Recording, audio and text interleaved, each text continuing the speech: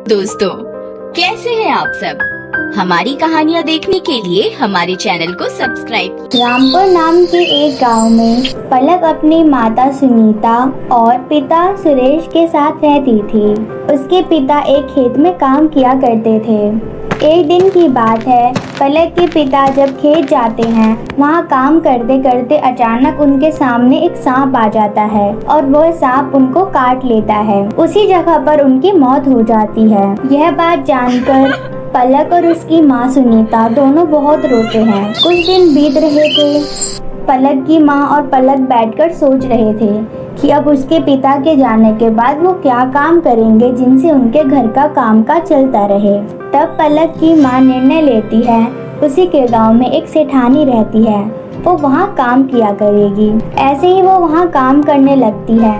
ऐसे ही दिन गुजर रहे थे। एक दिन की बात है, पलक की माँ की तबीयत बहुत खराब हो जाती है और वो जाने लायक भी नहीं रहती है। तब पलक निर्णय लेती है कि माँ की जगह पर वह काम करेगी। इसीलिए वो अपनी माँ को कहती है, माँ आज आप आराम कीजिए, आज आपके बदले मैं काम करने चली जाती हूँ। पर बेटा तू काम कैसे करेगी?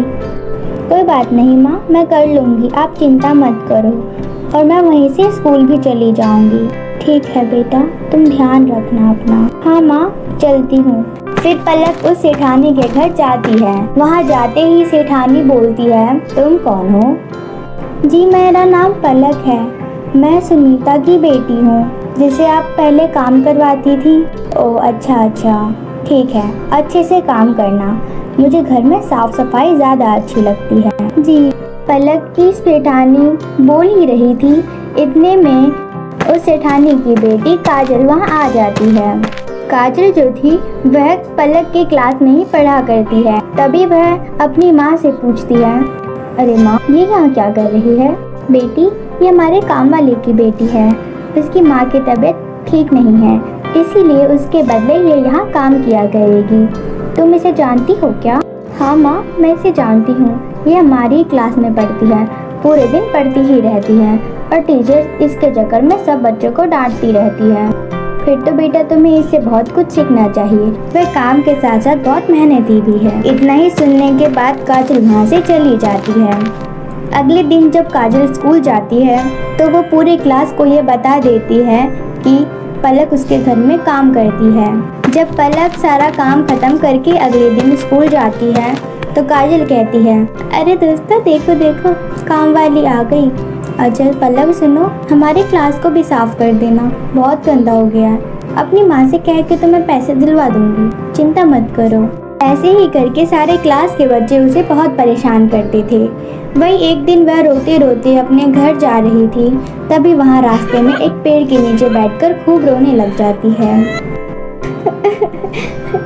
मैं तो कोई गलत काम भी नहीं करती हूँ, मैं तो अपनी माँ की मदद ही करती हूँ। अगर मैं काम नहीं करूँगी तो उनका इलाज कहाँ से करवा पाऊँगी? बेकार में ही मुझे सब चिढ़ाते रहते हैं, इसमें मेरी क्या गलती है? पलक रो ही रही थी। इतने में वहाँ एक परी आकर प्रकट होती है और कहती है, पलक तुम रो क्यों रही हो? आप कौन हो? आपको मेरा नाम कैसे पता? मुझे सब पता है, मैं तो इस पेड़ पर आराम कर रही थी, तुम्हारे रोने की आवाज़ सुनी तो मुझसे रहा नहीं गया, इसीलिए मैं यहाँ आ गई। बताओ मुझे क्या हुआ? तब पलक परी को सारी बातें बताती हैं।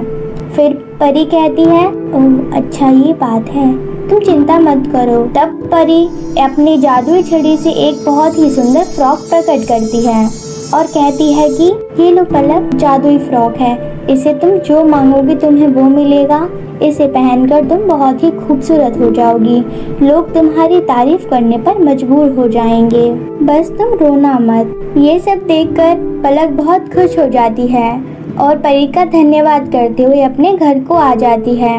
घर में आते ही वो अपनी माँ को सब अपनी फ्रॉक दिखाती है। तब उसकी माँ पूछती है, बेटा तुम्हें ये फ्रॉक कहाँ से मिली? तब पलक जादुई फ्रॉक पहनकर बहुत खूबसूरत हो जाती है और वो बहुत सुंदर भी लगने लगती है। पलक अपने उस फ्रॉक से कहती है, हे जादुई फ्रॉक, मेरी माँ को जल्दी ठीक कर दो। फिर बात क्या थी, उसकी माँ तुरंत ठीक हो गई। और चलने भी लगी।